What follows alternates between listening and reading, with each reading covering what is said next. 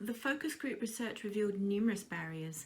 The focus groups included representatives from care homes, people living with dementia, loved ones of people with dementia, student nurses who had a recent care home experience that could add a fresh perspective to this. We had 7 focus groups in total of mixed people, all discussing basically what are the barriers to upholding human rights for people living with dementia in care homes, and what could we do about it? What are the facilitators to upholding them also?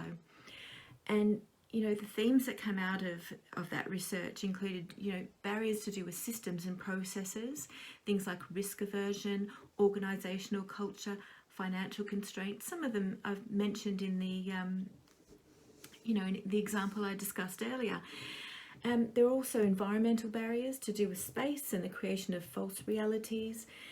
There are external barriers which impact on the way things are done, for instance, the pressure from public and regulator scrutiny. And, some of these things are largely outside of the influence of this particular campaign, not outside the influence of others or other incentives and other things that are going on. But what I want to work with in a person like me is some of the personal barriers that influence staff.